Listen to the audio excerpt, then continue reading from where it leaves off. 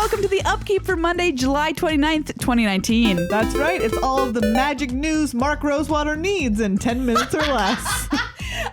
Well, everybody, we're going to kick things off with a big weekend that we had in Magic, of course, at Mythic Championship IV in beautiful Barcelona, Spain. That's right. It was a modern-packed weekend of Modern Horizons drafts and then modern constructed rounds. Yeah, a lot of modern. It was coming out our ears. Yes, it was. And the winner of the whole dang thing was Toralf Severin from Germany, playing nothing other than good old-fashioned Tron. Say what? That's right. I mean, natural Tron, it's just good enough. That's right. And this is the deck that when the London Mulligan rule was first announced as being tested in London at that Mythic Championship, everyone was like, Tron will get better. Tron will get so much better. But with the rise of Hogak in these past couple of weeks, I think everyone just didn't have it on their minds at all. No, they were just thinking about, should I play Hogak or what beats Hogak? Or, yes. How many main deck Leyline of the Void should I have? Exactly. But turns out sometimes Tron is good enough. 7 mana on turn 3 still can win some Magic tournaments. Mm-hmm. And it was that in the finals versus Hardened Scales. Yes, another deck people were not expecting. Yeah, that little aggro combo deck that we did see quite a bit of in London. Yes. But again, just kind of not at the forefront of everyone's minds. No. So walk us through what else we saw in our top 8. So we had Tron, we had Hardened Scales. We had Eldrazi Tron, which also made the top 4. Then in the top 8, we had the Urza Thopter Sword combo, which I personally very much enjoy. A sweet new deck. Yeah, we had thanks to, of course, Urza. A couple of copies of Jund. I know. Which are now playing Renin 6. Yeah. Their hot new 2-drop. We had a single copy of Hogak played by Martin Mueller. Yeah, everyone's like, well, Hogak's going to take over the tournament. That was not, well, that might be true. It was true. It was not reflected in the top 8. No. And then there was a mono red Phoenix deck. Cool. Yeah, pretty great. Yeah, so 7 different decks in the top 8 of this tournament. Yeah. Megan and I Jund were both being the one there. that appeared twice. Yeah, Jund was in there twice. Yes. But let's talk about the overall view of Modern from this tournament. Yeah, Hogak was 21% of the field. Yeah, it was a weekend of the Risen Necropolis. Yes. And not only that, right? Part of what people look at is how often does the deck appear? Yeah. Another one is its win percentage. Correct. Which I believe its win percentage was something like 56%. Yeah, it was definitely over 50%. Yes. 54 to 56, can't remember exactly. You'll look at other decks and you'll be like, oh, Urza Thopter Sword, for instance, was slightly higher than that, but that only had 19 players. Right. So you're looking at 98 players collectively having like a 56% win percentage. It's very good. That's just very, very good. But here's the thing, too. This isn't even counting all the versions of the Hogak deck. Yes, that's true, because there was also some Hogak Dredge decks. Yes. Which kind of went at it from a different angle with the old Dredge shell. Classic Dredge shell. With things like Stinkweed Imp and a lot of Cathartic Reunions, stuff like that. Yeah, Creeping Chill. And those had a win rate of 60%. Poof. So that's only 7 players played that. It was essentially one team, and they basically did the best out of everybody in the modern portion of the event. Yep.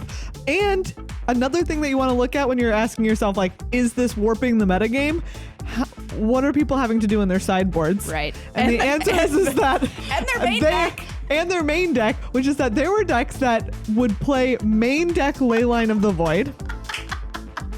And then there were decks that usually would not have 4 of Leyline of the Void in their sideboards, but that did. Yes, correct. For this particular event. The most played card across the entire event was none other than Leyline of the Void. So a lot of people are wondering if we need to ban Hogak now. We just banned Bridge from Below.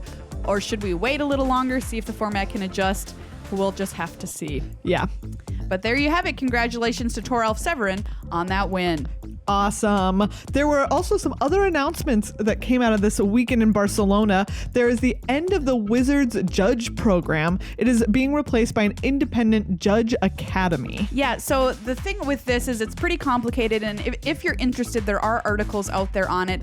Essentially, judges are going to have to kind of pay to become a judge in this program, and the money ranges, the cost ranges basically on what level judge you are, from like free when you're starting out to $400 for a level 3 judge. And the idea is, I believe that you're trying to like make this a lifestyle or career choice potentially. So you're certified not only as a Magic judge, but for other games that might need judges and that kind of thing. But yeah, neither of us are judges, so yes, we cannot offer a lot of insight into that particular one, but there certainly is a lot of hot discussion out on the internet about it right now. So if you want to hear all of the takes, take thee to Reddit or to Twitter. Absolutely. And read all that you can about it. All right, so an update now on the story for Magic. Instead of weekly installments, they're now going to be releasing ebooks, and the first one that's going to be coming out is called The Wildred Crest. That could be. Yeah. The Wildred Quest, which will tell the story of the throne of Eldraine for $4, released on September 4th, but you can pre-order it now. Interesting. So this is kind of just another deviation. They changed already once recently with how they're releasing Magic Story. And some people, I think, a little bit sad that this is going to be essentially quote-unquote behind a paywall. Yes. So as a person who did enjoy reading them when they were up on the website, just in like a little bite-sized weekly installment, I do miss that. Yeah, I will say it. I'll miss it too, for sure. Next up, we have some arena updates. There are new lands and styles available. Yes, this comes from the Planecation events that are happening right now on Arena. Right now, it's the Ravnica Guild Battle, where you get to choose your guild from a pre-constructed deck and battle your way through the event. But yeah, there's a whole bunch of new beautiful lands. What are you excited for? I'm just looking at all of these. Is it true that I can get unhinged lands? Yes. John Avon lands? One of the prizes for winning or for going as far as you can go right now in the current guild battle, which stops on the 30th, is an unhinged forest. I want that. Which is my most favorite. That's what I want. And remember, you only need one, because once you have one land style, they just... You have them infinite. all. Oh. Yeah. Wow. Okay, so that is very exciting. I love land, so I'm very excited about this. There are also a couple of bug fixes and play updates. Yeah, so when your opponent's going to cast something at the end of their end step, like a Wilderness Reclamation or something like that now, it's going to stop and allow you to respond. There's been updates for the draft bots and that kind of thing, as well in the patch that was just released. Yes, and we mentioned that Ravnica Guild Battle. That goes until the 30th, which is tomorrow. So head on over there. I've got to go home and play it. Maria, what are you doing later today? Getting that unhinged forest, Megan. Oh, yeah. All right, so some big news coming out of Hasbro, which, if you don't know, is, of course, the parent company of Wizards of the Coast, posting big growth thanks to Magic. That's right. Increased 9% in the second quarter of 2019. And... so it led the increase, it came in ahead of expectations, and the largest gains were in tabletop. Wow. Where it saw a 12% increase in in-store participation, with Modern Horizons being a big contributor to that growth. That is awesome. I love hearing that. Yes. Meg and I are huge fans of tabletop play. Yes. Big proponents of it. We love our LGSs. I mean, we often say like we wouldn't have started playing if it wasn't for tabletop, which absolutely is not. 100% true. Yes, we love going to our LGS. We love keeping up with like what LGSs are like hottest at the moment in our area. Where are people going to play? Where are they just going to go play test? Where are they going to get some drafts together? It's great. And I mean, it is the gathering, right? Yes. That's what sets it apart from all other games that I can just fire up and play on my phone or on my computer, and that's why I stick around. And Wizard says that this proves Arena is not siphoning players away from tabletop. I know, which this is a concern. think is interesting because it specifically also said that Modern Horizons was a big contributor to the growth, which was only available in store. And also on Magic Online. Which is not as accessible for a lot of players as Arena is.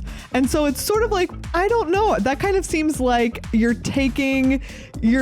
arriving at a conclusion that you wanted to based on this information. I mean, and the correlation might be there, but it might also be like, hey, you did release something that's only available on paper. Yeah, and I mean, it is something we have to keep looking at because Grand Prix Denver, a lot of people were a little bit sad that the entire tournament was something like 616 players, which is not a lot, and it kept going down year after year after year, tournament after tournament for the last 4 tournaments. Yeah. So that's, some data that we're going to have to track too. And I love GPs, and I love like the 1,000-person feel of an event. I have to say. Absolutely. It's something really special. Speaking of, we will be going to Vegas. Yes. So MTG Arena, of course, representing the second largest source of growth for Magic in the second quarter.